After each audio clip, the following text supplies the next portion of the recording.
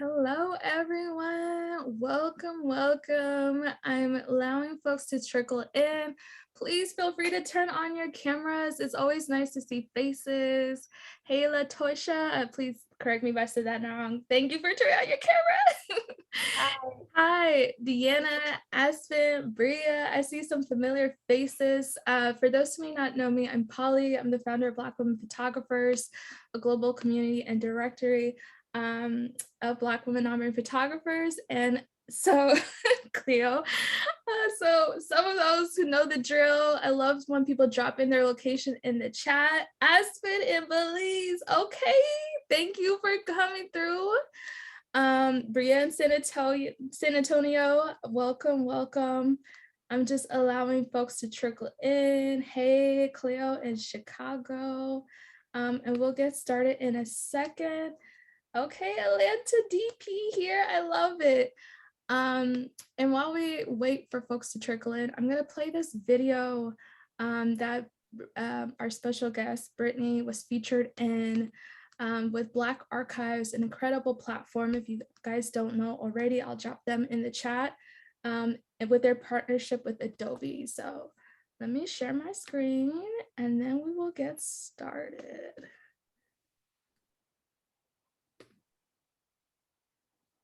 Yes, okay, we see, we have some Black Archives fans. Yes, they do incredible work. I'm gonna share this screen right now.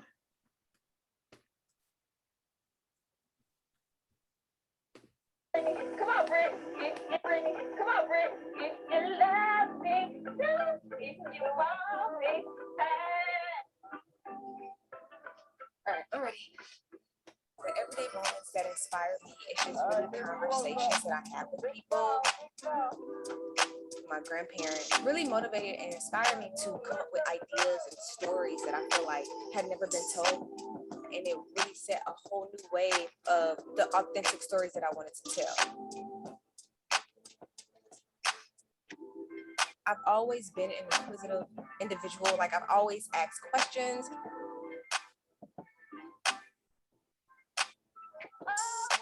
I think that has helped me be a better documentary filmmaker and be a better storyteller. So what I'm investigating more so is the why, the who, the what do I want people to take from this? What do they need to learn from this? And I think those are the questions that I always ask when I'm telling stories. I hope this process reveals the beauty and diversity of who we are. I feel like I have multiple creative processes. I feel like I'm a video editor, so I have a process with that. DP, filmmaker, I have a process with that. I use Adobe Premiere. I feel like it has allowed me to just be free in the application and do everything that I needed to do. I want my legacy to be that people feel connected to my work, that my work was meaningful.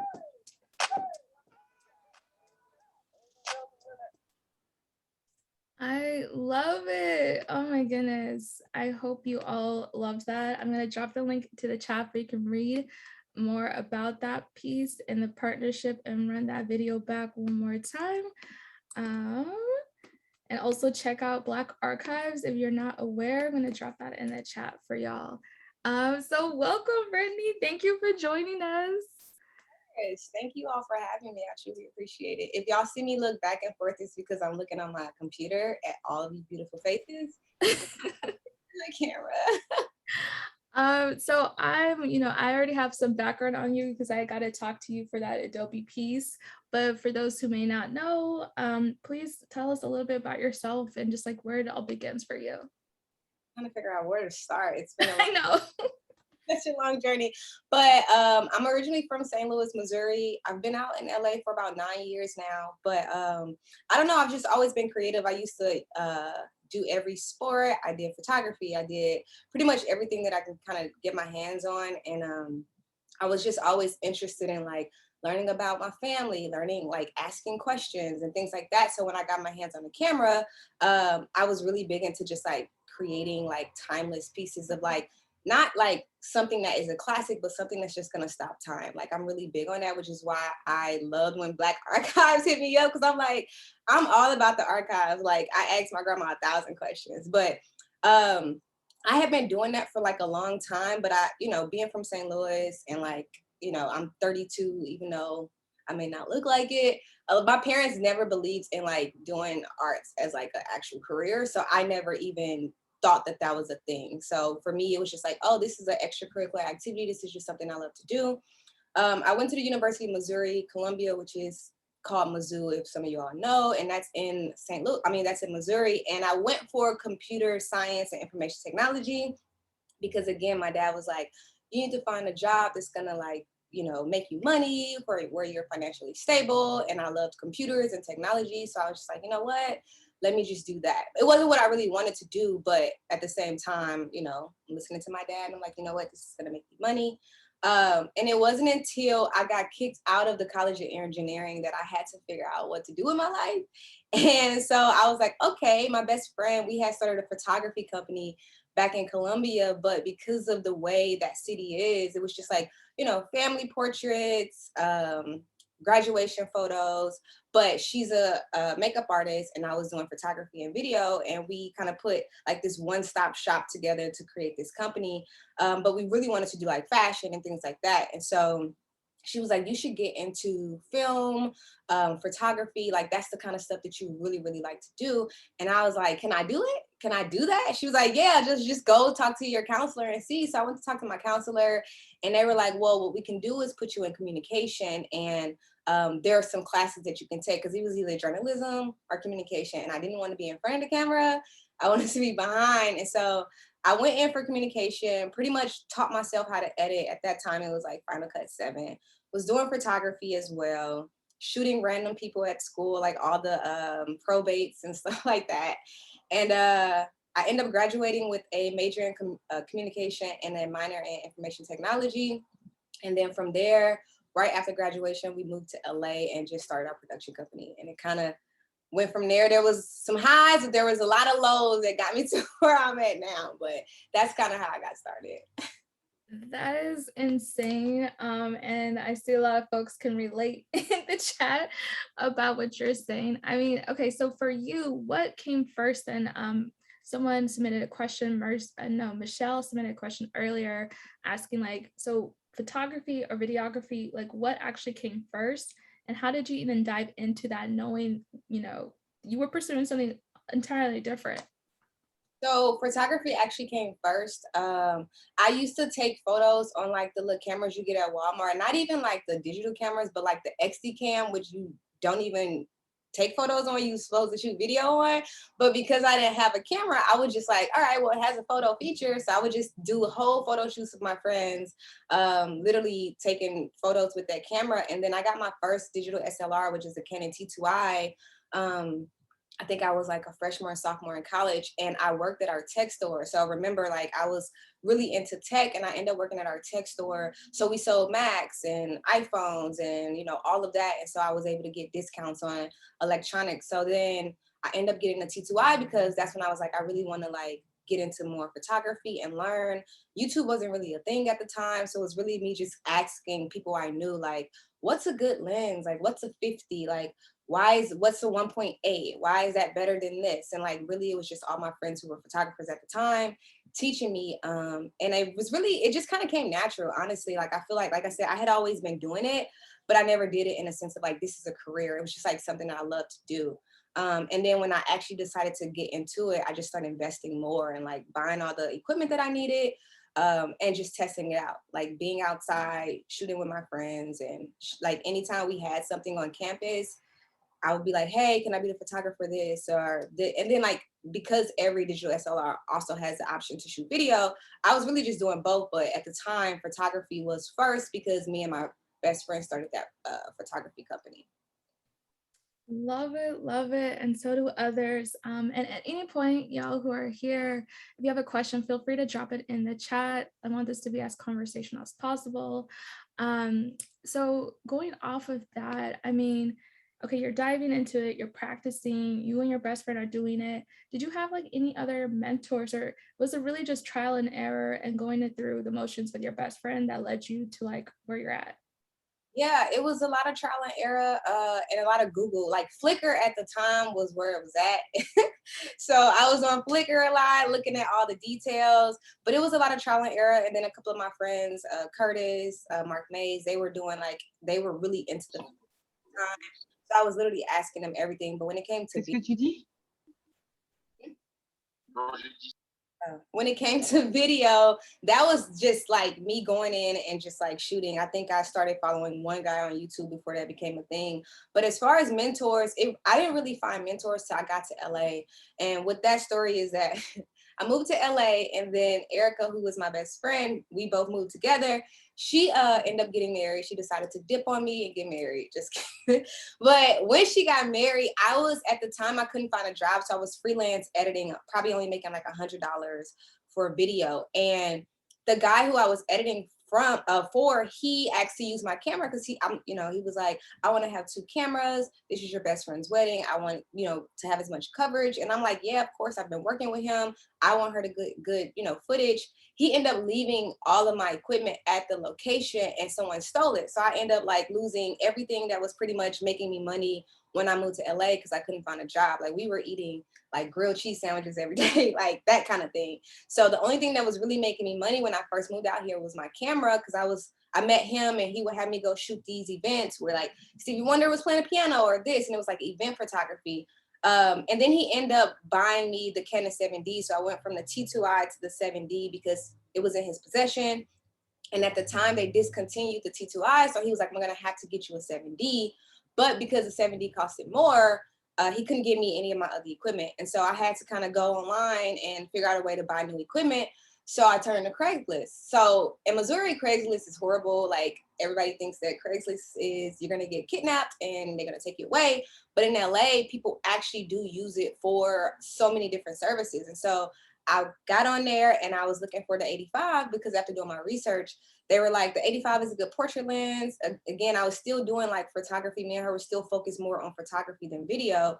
So I found a person who was selling his 85, and he was a celebrity photographer. And I was like, I'm sure his equipment is like good because he's a photographer. So he probably takes care of it. So I hit him up and was like, I would love to buy your lens from you. Met him at a coffee bean and found out he had just moved out when I just moved out, and he hadn't had a team yet. And, me just being that kind of person, I was like, well, if you ever need BTS or whatever, like I'm here, like I want to just be a part. And so from there, he called me like 3 months after, and he was like, I'm shooting Lance Gross, and I remember you saying that you want to do BTS, like, if you're free, come on. So I came, I shot it, he fell in love, and he started just basically calling me back for everything, hooked me up with TV1, hooked me up with all these different clients, and he literally became my mentor from there. So that was like my first mentor, and it was literally because of Craigslist. That is insane. I mean, there's so many insane things that you just shared. But like, okay, for me, it's like some of the things that stand out. It's like, okay, one, you were from St. Louis, then you take this chance, move to LA. That alone is scary. Doing that alone, like that is scary in itself. Then you had that setback, multiple setbacks. And then you have to wait 3 months until you get that like break, right? So how did you stay motivated? How did you even like just stay encouraged to like, not run back to St. Louis when the first setback came, first several setbacks? So basically, I was able to find a job my first, because when I moved out here for an internship. I feel like my St. Louis just came out. I said her. But when I moved out, I was doing an internship. So I still needed 4 credits to graduate. And they told me that I could take it in LA. And so I worked for a company called Bean& Murray doing an internship. And after that, I was doing all those side gigs. I ended up getting my first job working for Bad Girls Club as a transcriber. So I was able to start making a little bit of money. It was kind of like, at that time, it was just like, I think like $11 an hour. And so after selling, like Erica had to sell her iPad, I had to sell some of my equipment. And then, I mean, God just kind of really brought it back. But my dad was helping me pay for rent to a certain point. And then he was like, you moved out there, you on your own. So at that point, I'm like, okay, car broke down, everything that could happen happened. But the only thing that kind of kept me here, because I had to have a like true talk with God. I was kind of just like, if I'm not supposed to be here, like, let me know. Like I did like a whole fast, like I don't think, because I couldn't see myself in St. Louis. I couldn't see like, what would I be doing there? Like, what would I be happy? And so like, to me, this is really my only option, was to like try to make it work and then go from there. Like I there was nothing in me that could see myself in St. Louis. So I think that was like where, that was the only, that I think that's what kept me going, was just like, if you don't like, this is what you love to do, and you know that this is what you love to do. And I just couldn't see myself doing anything else. And so I was like, I kind of need to really try. So after that, I had my little fast, my little prayer, and everything started getting better. So That's beautiful. I mean, thank you for being so open, and just even people, I feel like with us, people see, people see where you are now, right? But people don't know the backstory. People don't know, especially with someone with a social media following, people forget that you started somewhere yourself, that you had that. It didn't just happen overnight. And so thank you so much for sharing that. I think my other question for you then, okay, so it's looking up, right? You're doing good. So how did then was that for you? Just like balancing everything, because I mean, LA, I'm sure there's so many different things that you could be doing. Like, how do you like stay focused in a big city? What advice would you have for in that regards? I would say honestly, like, have a foundation. So because I'm from the Midwest, my best friend's from the Midwest, and most of like my family out here that I like developed close relationships with were from the Midwest. And so we, for us, it was more so like, I don't really care about the Hollywood stuff. Like, what I really just care about is like fulfilling my purpose, doing something that I love. And my family, they keep me grounded because they don't know nothing about nothing out here. Like in St. Louis, like they be like, oh, who you shoot? Oh, that's cool. Like, it, unless it's somebody big, like they be like, oh, that's cool. So they bring me down all the time. Like I could go and shoot like Janet Jackson. They be like, oh, that's what's up. There's Janet. That's what's up. And then they go about their business. The family will keep you humble. For me, I was talking to my family all the time. Like I'm really close with my niece, and so I never really got into like the Hollywood life because a lot of my friends are very spiritual, and for us it was just like staying grounded and like making sure that we kept a tight knit circle. You meet so many people and you just never know. Like when I first moved out here, one of our friends who we went to college with, she knew someone. I started working for them and they used all my work and said it was theirs. And so like from that time I knew not to trust everybody who would try to come into your circle and say that you were cool with them. And I just kind of like kept that tight knit circle. So like that's really how I focus. And I'm a very spiritual person. Like I believe in God. And so like anytime, like I do feel like my um purpose is attached to my relationship with God. So whenever I feel like I'm veering off from like talking to him or like, being reminded of like everything that I pray for, that he's providing the blessings for that. I feel a disconnect and I feel like I can't be creative and I can't do the things I need to do. And then when I take a step back from all that and I recenter myself, then it's so much more easier. So like that, I think for me that's what really helps. Thank you. Thank you so much for sharing. Just being mindful of time. Let's talk about your transition from photo to video. Okay, let's like talk about that, because I feel like people feel that pressure to know how to do everything. I mean, especially as photographers, as creatives, we're always asked like, okay, do you shoot? Do you do graphic design? Are you a creative? Like you want to do all the hats, like they expect you to do all the hats. So let's talk about that transition. What sparked that? And then how did you even just dive into it? So I was always doing photo and video back in college. I had been editing on Final Cut 7 back in college. So I knew how to do both. So at the time, my first love was photography. And then when I moved out here and I started working with Eric, who was the guy I met on Craigslist, who's like my mentor, I was doing more video for him because he was already a photographer. And the more you do something, the more you like, you learn how to do it and you get better and better. And I really start finding an interest in video. And so he connected me with one of his friends who was starting a new web series called Creators of Color. And he was going to be interviewing celebrities, talking about how they got started being Black in Hollywood and all of that. And I shot that, and that was just like all video. And so I just started getting more work for video, honestly. And because of that, it just really transitioned me. I didn't really transition myself. It transitioned me just because of the work that I was getting. But because me and Erica still had our production company, and I still had a love for video, there were still some clients and there were still like creative things that we wanted to do photography wise. But my mentor would always be like, you just need to like pick one. And I used to be like, I don't want to box myself. Like I want to be able to do both. And I feel like some people feel like either you have to pick one thing or you have to like focus on too many things. And I feel like you have to find a balance. So for me, it was like, I just want to shoot photography and I just want to do video. And even now, like people are like, do you direct? Do you do this? I'm like, no, because the more things that you add on, the more you can't really focus and like grow like wholeheartedly in one area. So for me, I kind of was like, I don't want to direct. This is not what I do. I don't feel like I was even called to direct. I don't feel like I was called to be a gaffer or do this. Like, I feel like what I was called to do is literally like what I'm doing. So like for me, I don't like to have my hands in too many pots because when I did, it was just too much. And I get overwhelmed. Like I was just telling a couple of my friends who are on this call, like I get stressed, I get overwhelmed. It just be too much. So I think that I can give my 100% when it's at least like two things that I'm focused on, which is like photography and video. And even now I don't do as much photography anymore. Like we're very selective with the type of photography we want to do. And even Erica, she's ventured into the film world. So now she does makeup for films and videos. And so we're just like elevating. So it's not that we'll never do photography or it's like we only have to focus on this, but it's like we're elevating and we're adding these things. And we're bringing in more people. So we know other photographers that if it's not our steez, like if someone comes and say, can you do graduation? Well, no, but my friend Markeisha does. So I'll send that to her, you know? So I don't feel like I have to hoard all the jobs or do all of that. It's just like, we know what we want to do. We're focused on that. And let's bring in other people and help other people, you know, fulfill like their purpose. So. That is incredible. And I love that you're also just like lifting people up as you climb as well. So I guess then, did you feel that, you know, was there any, you were already doing it, like you were already doing both. So there wasn't really any like, I don't know, like hardships when it comes to learning, like with equipment, did you have to find like a whole new set? Like, you know, talk to us about that. I think the biggest thing that was hard was trying to figure out, do I buy equipment for photography or do I buy equipment for video? Essentially, they're two different things.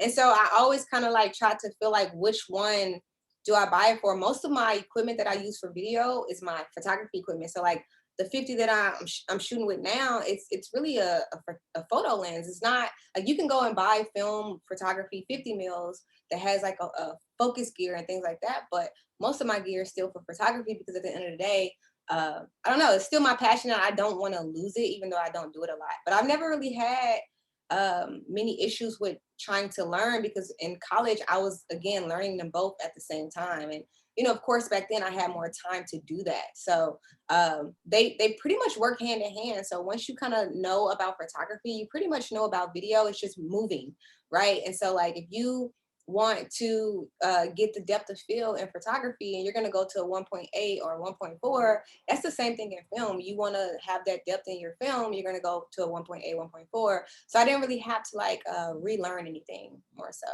It's just a matter of like, what's the best equipment for photo and what's the best equipment for video. That makes sense. So then what is in your go-to bag now for both? Okay, so photography, I have a Canon R6.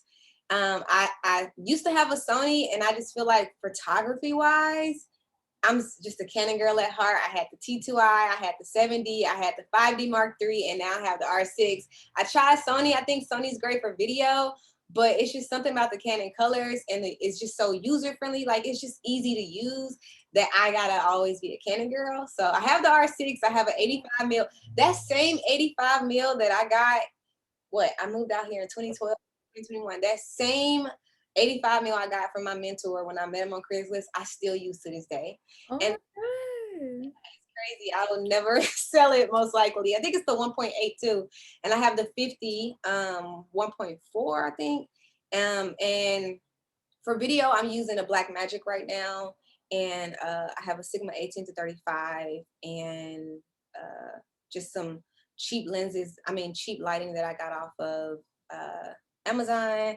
And then like I have these like Sennheiser lavs that you can take with you, like if you're doing vlog style and stuff like that. But that's pretty much it. And then like this, like I have a tripod. It's like a travel tripod by Peak Design, which I love that thing. So that's usually what I usually use. And then I have Canon FD lenses, which are like the vintage lenses that you use on like your Canon A1. So I have those, but they're mounted for EF mount. So I can use it on the Canon instead of having to use it on like my film cameras. Okay, and you have a lot of Canon gang folks in the chat. I'm gonna pretend I did not see all that. You know, one day I'm gonna convert you to God. But I love it. I love it. Sorry, go ahead. Photography as well. It's just back then it wasn't, so Yeah, no, I know. Makes total sense. Okay, so okay, Nikon gang coming through. We're not allowed. Mercy asked in the chat, do you record your own sound or do you have a sound person? So whenever it depends on the budget. So a lot of budget is smaller and they don't have it for me to get a sound person, then I'll usually come in. I bought like a Cinco mic from Amazon, so I have like a boom, and I'm also about to get some other lavs, so I'll usually do it myself because I know how, and I have an H5 Zoom recorder. However, I prefer to have someone doing sound because on set I do not like to do multiple things.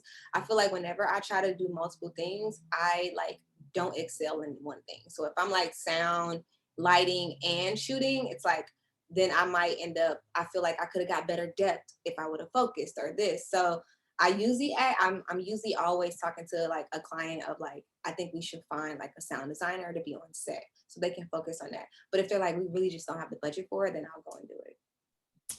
Got you, got you. I see some comments relating to that. Bria in the chat asked, what are some tips that I can use to make more cinematic quality videos just using my DSLR or even my phone? If you have a digital SLR, I think when people think cinematic, they always think, oh, it needs to be soft or this. But I think cinematic really is the whole process. So lighting plays a huge part in creating something that's cinematic. So if you have a good camera and your lighting sucks, then that's an issue, right? So you're not going to get this cinematic image. So when people say cinematography, they're factoring in the full on process. So if you ever hear like a director, photographer, cinematographer, they're in charge of the lighting crew, they're in charge of the camera crew and the sound, because it all plays a part. So like for instance, how I'm doing this now, it may look cinematic, I have depth, but also how my lighting is hitting, right? So like learning your lighting is very important, especially if you're using an iPhone, because sometimes with your phones you don't get that depth, so like learning how to light and craft your light. So like if you want to have some shadow, if you want to create a mood, then you can craft that in your light instead of trying to focus so much on the cameras. And that's why people always are buying new cameras, because they feel like, oh, well, this camera is going to do all of this. But no, like once you learn lighting, you can use an iPhone. We've seen that with Netflix. They had a whole film where they use their iPhone. So, lighting, yes, the camera plays a part. The sound design also plays a part. And your lens choice. So if you want depth, then of course, you want to get lenses that create that, have lenses that create soft. A lot of people are using like diffusion, like Tiffany Pro Mist, to kind of soften your image, because a lot of cameras now are very digital. So they're very sharp. So if you do want that soft look, adding like a Pro Mist or a Hollywood Black Magic, you can get those like Amazon, to just soften your image. And especially women, because it kind of helps with like our features and like softens like our face and things like that. So the whole thing embodies shooting cinematic. Love it. A lot of great advice. I'm gonna pull up your site real quick. Let me find this tab. Just 1 second for we can talk about just like, I want you to walk us through just like one project, start to finish. Like, how did that come to life?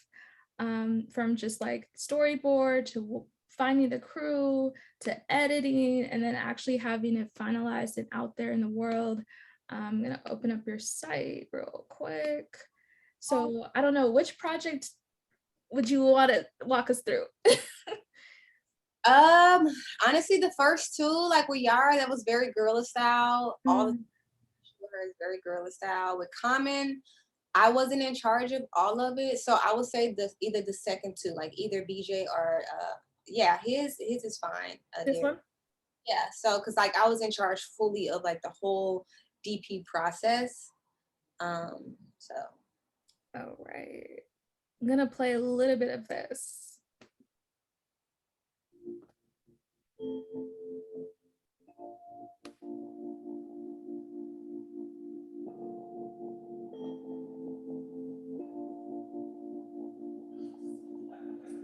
Baby, open up, let me feel you.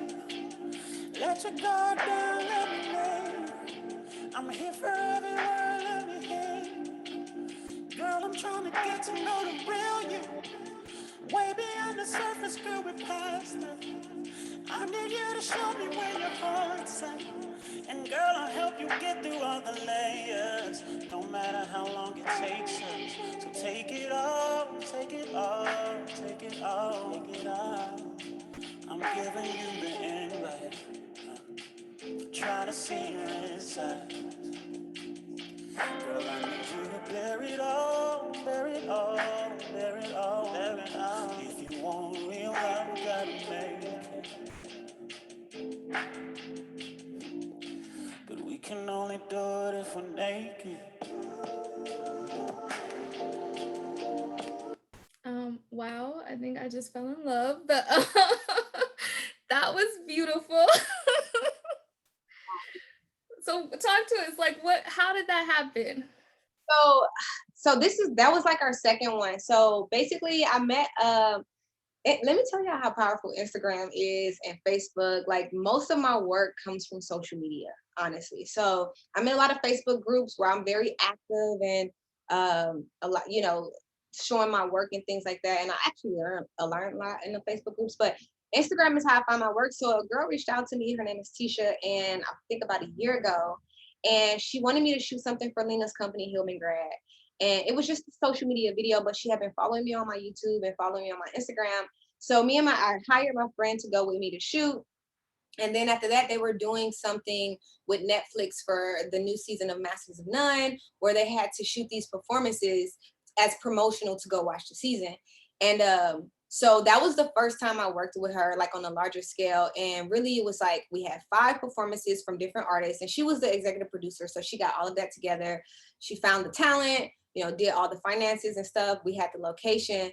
And then we did it for Netflix. And then The Shy, which is that one, they saw what we did for Netflix, and they were like, we want to do that for The Shy, because Lena is also, executive producer for The Shy. So basically, they called me back, and I was the DP for the project. And so what that entails is I'm over hiring crew for lighting, and I'm over hiring crew for camera. And I'm also a lot of times in the pre-production process with like location and set design. So I talk to the set designer a lot and all of those things. So this was like the Netflix one was literally my first time doing such a big project like this. Usually I'm on like smaller DP jobs, but I had to find a first AC, second AC, jib operator, a steady cam operator, and then a gaffer. And then the gaffer has DITs, literally is like a full list within like lighting and grip. So I had to find a whole crew. And then I also had to work with the producer on like budget. So how much is going to cost for all the equipment that we're going to need? How much is going to cost all the crew's prices for the day? And like working with them to get it. So I think for crew and camera, it ended up being about, I think, 20,000. So all of our prices plus how much it was going to cost for gear. We had a budget just for that part, 20,000. That's not even how much set design is going to cost or anything like that. And then from there we do a location scout. We see the location. That was all set design. So we went and we found this location online, and we went to location scout it. And I basically had to pick each room, because for that one, it was 4 performances, pick each room because the set designer was creating the rooms from scratch. So it was really just an open warehouse with nothing in there, and we turned it into a bedroom. And then from there, I talked with the director about how he wants the lighting to be, how he wants the feel to be. So like whether he wants the jib to go fast or slow, listening to the song, getting the mood. And so he had a full on like storyboard and mood board of what he wanted from like the director's standpoint. So then I went on Shot Deck, which is a website that I really like. And I have Milanote. That's what I use to organize everything. So I opened up my Milanote, put like his storyboard and then his deck, and then I put all of the inspirational photos that I found and how I thought that everyone should be, because it's like a visual reference to show the gaffer and show everyone so everybody's on the same page. So I went on Shot Deck, found images of like the kind of color that he wanted so that I can show the gaffer so they can make sure that they had the proper lighting for it. And so for instance, for that room, he was like, I kind of want to mix daylight and tungsten. Like I want it to be like a street light outside that's blue, that's hitting inside. And then like, from there, I talked with the gaffer about how we can like turn it into that. So I actually have a whole video on my YouTube that talks about that specific pre-production to post of how pre-production, how I got everything together, and then also how I colored and edited and all of that. But yeah, that was pretty much it. We only had a week, and we always usually only have a week to get all of that done. But we got it done, and it came out beautiful and amazing, and it was really cool. I'm just like, you're like, that's it? Only a week? Like, like, that is amazing. Wow, I'm gonna find that video and drop it in the chat for those who are interested in looking into that. If you haven't like spent time on her YouTube, please do. I will also drop that in the chat. A lot of good questions coming in. Ebony asked, how do you handle it like when you are wearing multiple hats for a project? And you kind of broke it down, but do you have any other tips for that? Like I said, I've been using Milanote, and I really it just helps me keep everything organized. So if you already have to like do so much, just finding whether it's Milanote or Pages or whatever you use to organize your projects, definitely like using that, because at first I used to be all over the place. But having Milanote is great because like even creating checklists, everything is like in one shot and you can look at it all. And so even having like a checklist on your Milanote to where it's like making sure you bring all the right lenses, and a day before I always test out all the equipment. I always get all the equipment ready, and I always put it aside. So I make sure that, okay, even though the shooting is important, the audio is important, so let me not forget like, my boom or something like that. So I always the day before just tap in, make sure everything's ready for it, and then just kind of like go from there. But that's really the only thing, honestly. And I always let the client know, like, hey, this is a lot for one person. Like, thinking that this is a lot for one person. If there is a way that we can, find the people, that would be great. And I'm very adamant about, if I honestly feel like I cannot do something, I let them know. But if I feel like I can't, and I always try to bring an extra person. So even if it's coming out of my money, I always like bring a friend or something that's going to help me on set, because it is a lot. So. Thank you for breaking that down. And you mentioned that how social media played a role in you finding work. Off top, do you know some of the Facebook groups that you feel like people can join, or any other networks that they can join to try and get their name and work out there? Yeah, so the Facebook groups I'm in are specifically tailored to my camera. So I'm in Canon Facebook groups. I'm in Black Magic Facebook groups. And I'm just really adamant. So if I shoot something on those cameras, I'll post it.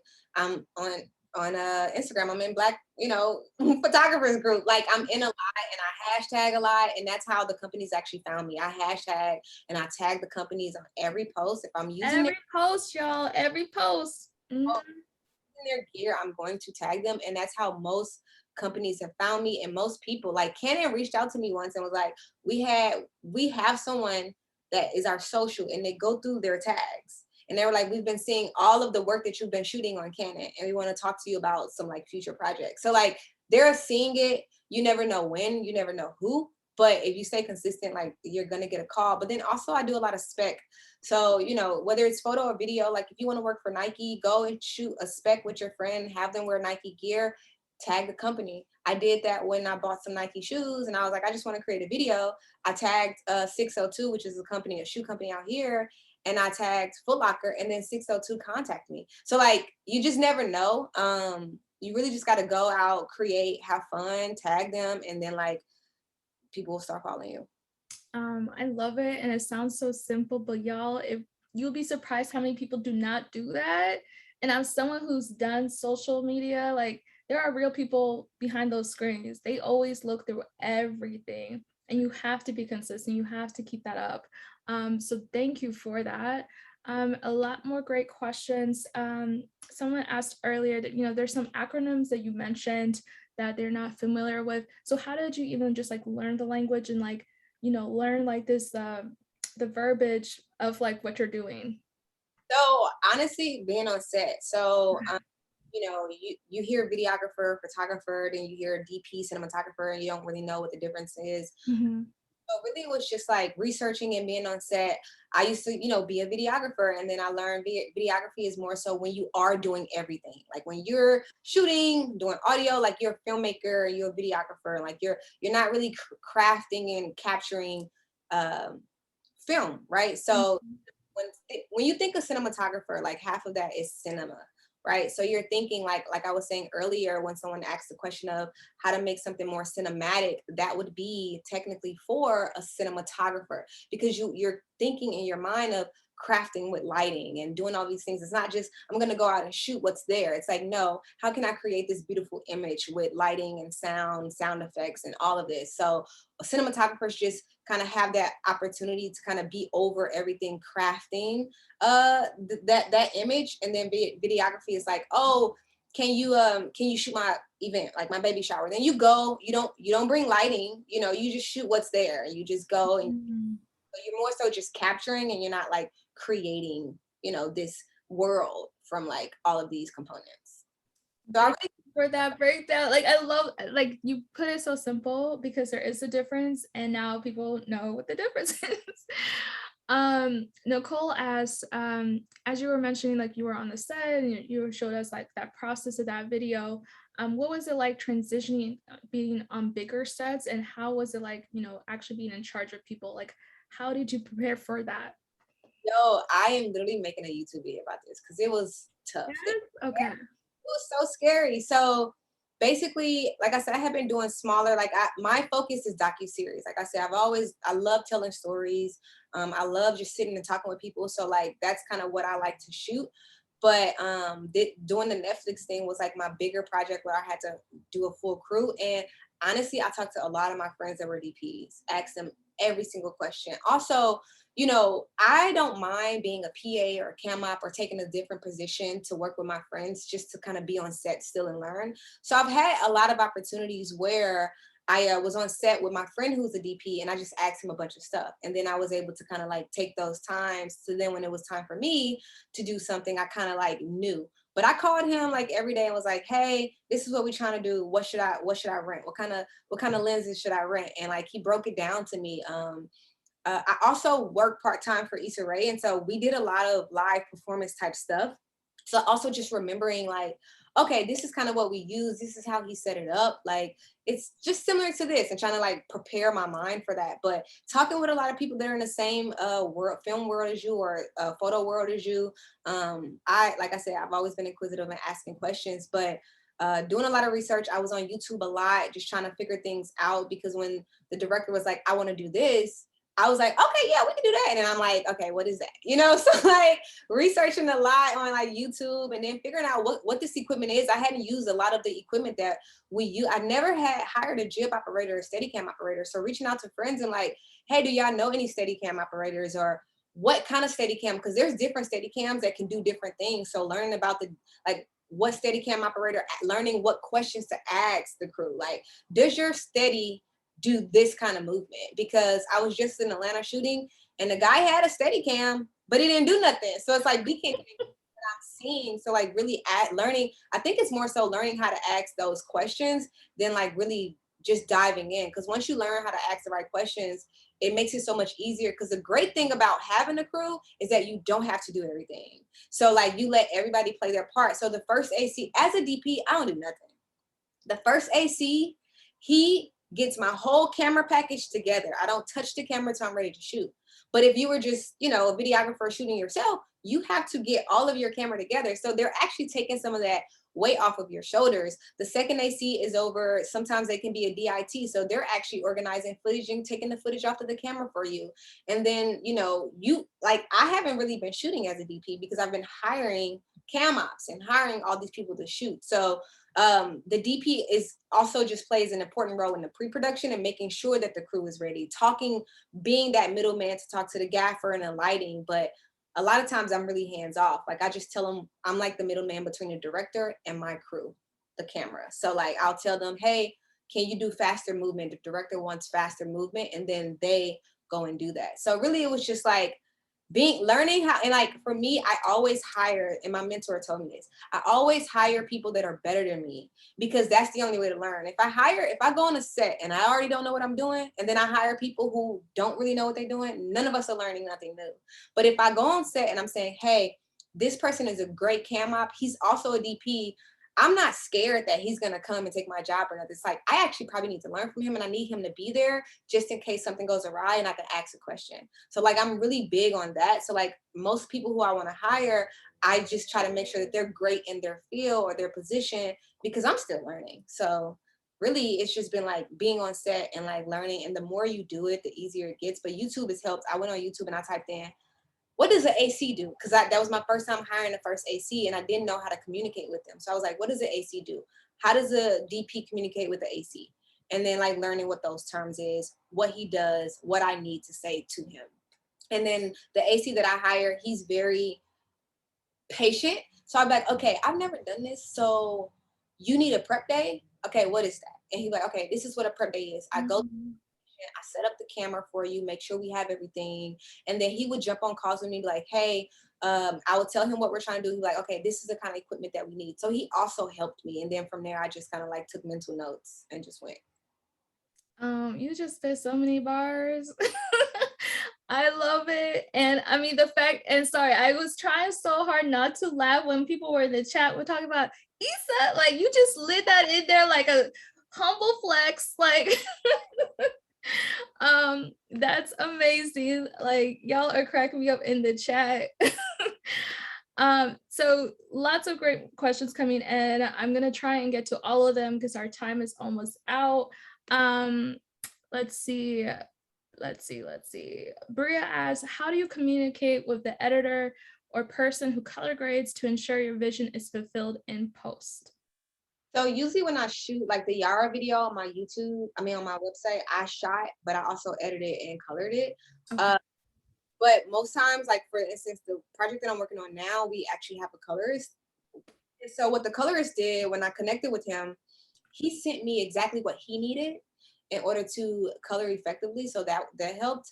But then also what we did was we sent him the deck from the director. So we actually just got off a call with him before this meeting. And what the director said was, hey, I told the director, I said, you should send the deck to the colorist so they know like what you're looking for, right? So they have a visual reference. And then from there, we all jumped on a call, and then the director was just kind of like, hey, this is kind of what I want for this performance. I want you to bring out the orange more. I want that, like basically like making sure that what she saw, because ultimately it's not just my vision, it's the director's vision. The DP is really just the person who helped bring the vision to life, but ultimately it's the director's vision, and like they're gonna have the final say on what they want. So she was just like, for this one, can you make it soft? Can you make it more contrast? We want to make sure that she doesn't blend in with the background, like just giving mental notes for that.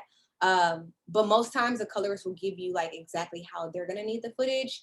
And then a lot of times recently what we've been doing, like last night, the director came over and we edited together. So now I knew what the director wanted. So we were able to edit in real life, but the last director for the Showtime video, we edited through Zoom. So he still was able to have a say. So, and I also use Frame.io, which is such a good tool with clients. They can like make notes on it and it plugs directly into your Premiere. So like that just really helps, but also having Zoom and allowing them to be on there. Like if they have any questions, we can like rectify it right then and there. And like, you don't have to like upload, export, do all of that. So really it's just me and more so the director connecting with the colorist on what we want to make sure that like, because coloring can make or break. You can do all this great stuff, and then if somebody doesn't color it right, it doesn't really matter. So you want to be as thorough as possible. I see a lot of folks relating to what you're saying, and also people already asking for a part 2 with you. Oh gosh. But someone just asked, do you have any quick color grading tips? I mean, that could be in a whole session in itself, but just like quickly, if you have anything. Yeah, the first one I would say is, and I have this on my YouTube, I have a way of exactly how I color. If you guys want to, like, it's a 20-minute in depth, but I'm really big on skin tone. So you could do whatever you want to do, but what I will tell you is just always make sure that the skin tone is good. So I have a way of how I have been able to like, because a lot of times when you're using LUTs or, like LUTs are essentially like presets Like if you're a photographer, LUTs are like presets. So you throw it on and it gives you color, but you really want to play around with those LUTs. Just like you play around with the presets, you want to make sure that it doesn't look like you just threw a LUT on there. And most LUTs are not made for Black people. So you really have to play around with them to get your skin color back. And so the biggest thing I would say is learn how to perfect your skin tones when you're coloring. So I do have my YouTube video where I teach it because I would have to like explain it in Premiere. You can do it in DaVinci, you can do whatever, or in Final Cut. But perfecting skin tone, if you want to learn coloring, is like going to be the first thing. Love it. So y'all have some homework. If you haven't already, go check out her YouTube. I dropped it in the chat and find that video to watch it. Because like she said, that could be a whole session in itself. Renika asked, when you first started out, how much time did you spend on kind of mastering your techniques? Is it hard to know when to start to outsource some of the process, like lighting, text, retouching, etc.? So when I first started, I was in college, so I had all the time in the world. So I was literally like shooting, like literally, like I said, every event we had on campus, I would just go and shoot, plug myself in. And YouTube wasn't that big; it had just got started, so I really didn't have that much resources. Google was more of a resource for me than YouTube, so I was really just going on Google, going on Flickr, and just again jumping in. So even for editing, jumping in Final Cut, just putting stuff on the timeline and seeing what it does. I still do that to this day. Like when I'm teaching editing, I'm like, y'all open up Premiere for a day and throw stuff. Like really, you got to play around with it for yourself. That's really all it is. So like, it didn't take that long. I pretty much had a natural hack, but I really did just be like, okay, I need to like figure this out. And so the first three things I learned about with photography was ISO, shutter, and aperture. That was it. From there, I was good. Like after I learned how they all played a part, I was like, okay, cool. Like, I want depth. Cool. This is how you do it. But yeah, that's pretty much it. Thank you. Thank you. A question from Moja. What are some factors you take into account in projects when working on telling different stories? And then, sorry, for the last question, when I started outsourcing, that was when I felt like I didn't want to do all of the things. Like I felt like I was focused on just shooting. And so I was like, I'd rather outsource sound or outsource this. Like when you feel like, but for me, I did want to start doing everything because you still want to learn and know how to do it. Right. But once you actually learn and you know how to do it, then it's kind of like, okay, I know how to do it and I know how to communicate with, if I was to outsource, how to communicate what I need. So definitely learn how to do it and then like go into outsourcing.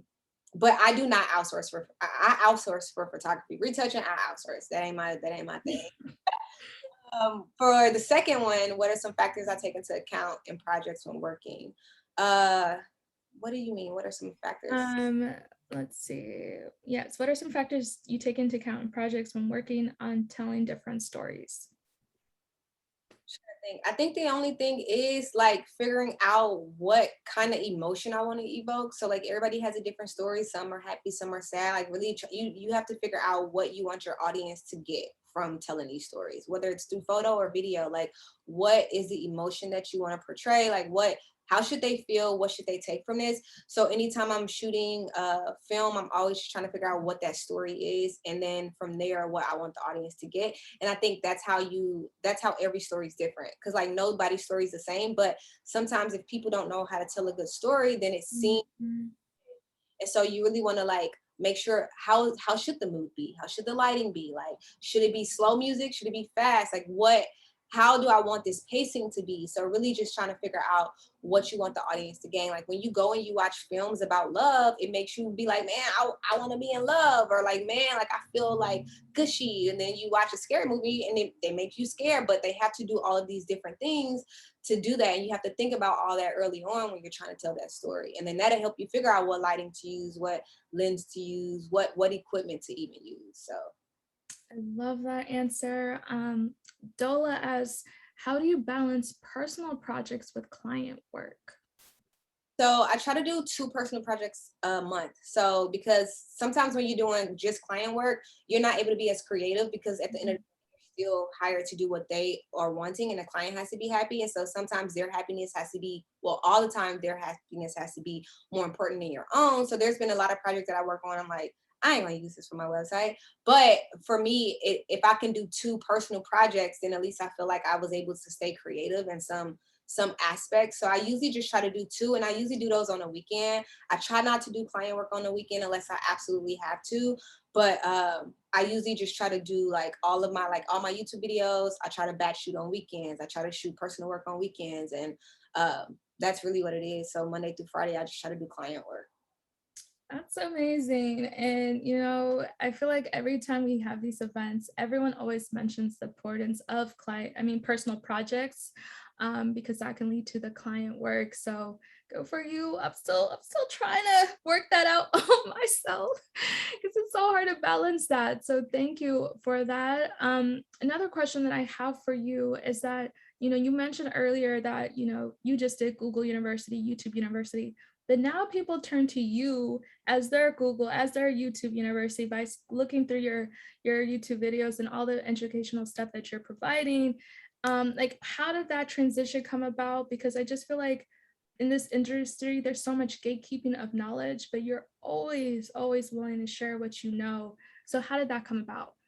Well, first it came about because when I found my mentor, he was just so welcoming to me, and like he threw me out to every client, BT, Essence, all of these people, and I don't feel like I would be where I'm at now. And I feel like God made us cross paths, because if it was not for him or even me getting my equipment stolen, I wouldn't have met him. And like from there, I've been able to grow so much. He's still my mentor 9 years later. And so he just was a wealth of knowledge, and he still is. Like even on pricing, he like, you need to charge 20,000. I'm like, everybody ain't like you. I can't just charge a client $20,000. But everybody who's kind of came into my life has been so open with the knowledge that I felt like I wanted to do the same, because I want to help people. And when I first I quit my 9 to 5 and I got into freelance, which was 2018, there was not a lot of Black women in film. Like even from 2018 to now, there's been like a resurgence and so many more, but literally just a couple years ago, there was not. So I would be on these sets with all white men, literally feeling like unseen, which is why I even started Black Women Create, because I was just like, I don't feel like I belong because I'm the only one here. Mind you, I'm a Black woman, but I'm also very small. So like I'll be on sets where they're like, oh, well, what are you here for? I'm here for the same thing. Like, why would I be here if it wasn't for, you know what I'm saying? So for me, it was like, I want to create a space to help Black women. Like a lot of people are like, well, why is it just Black women? But like, I honestly felt like I was here to help Black women because I wasn't seeing it. And I know that we're capable of doing the same exact things as our counterparts.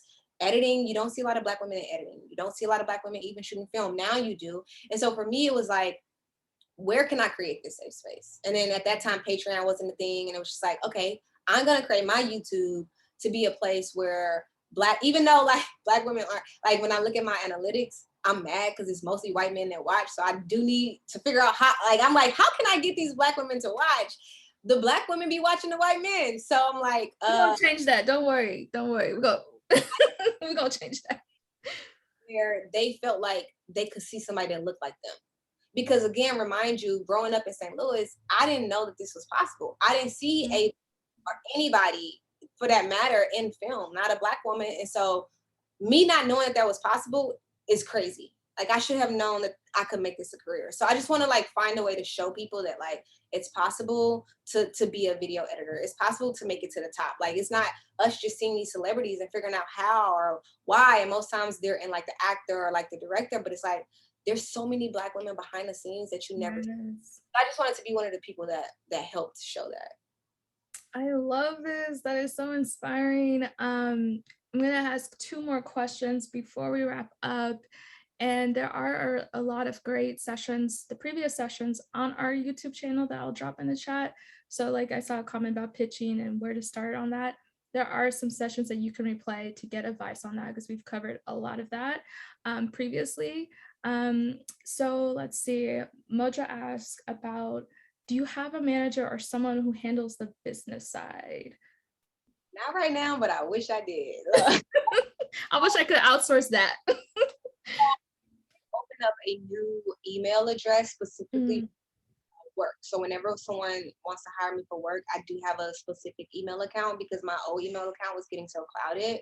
So I did start a new one and then I put that on my Instagram and I put that on my website. So when people contact me about work, it goes through there. And so it's more clean and it's more organized. But I pretty much now I'm doing it all myself. The goal is to hire a manager. next year when I become LLC. But everything else now I've just kind of been like rocking with. But the cool thing is too though, I've like created my family, like I started learning how to be organized. My roommate, she's in PR and she's very organized. So she sends me like this whole list. Like she like put all the things you gotta do and all this. So I went and got an iPad and I have been organized ever since. But and then I'm in a group chat with a couple of my friends and like it's just we all just kind of keep each other like.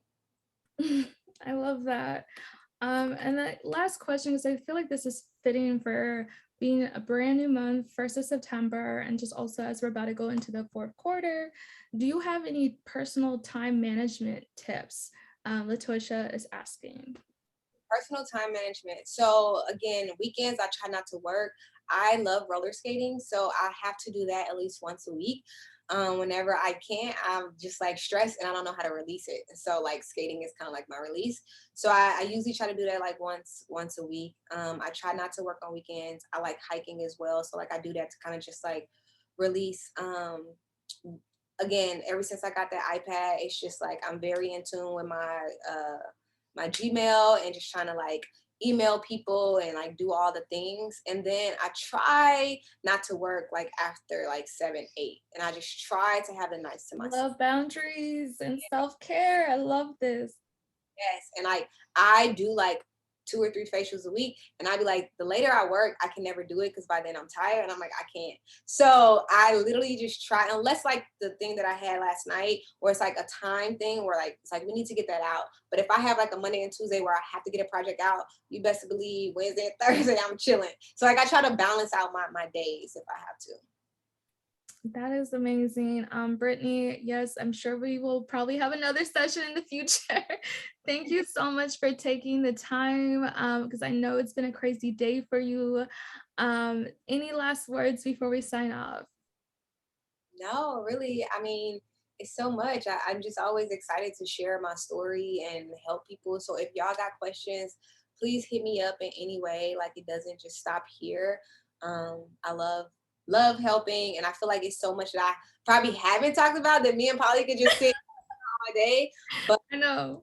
yeah, I'm just here really to like help. That's really it. Thank you. And Brittney is going to be taking over the Instagram soon, so stay tuned for that. There'll be more opportunities to ask her other questions.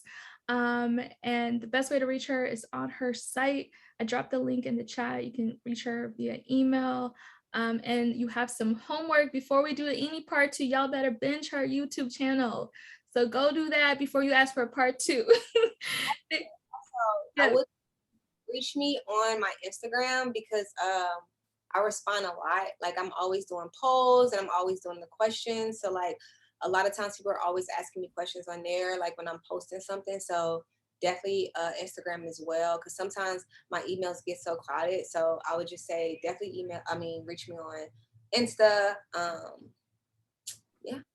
Amazing. Thank you so much. I dropped her handle in the chat. And it's also the last post on the Black Women Photographers Instagram. Thank you so much, Brittney. And thank you everyone who tuned in and asked so many great questions. Thank you. Thanks, y'all. Bye, everyone.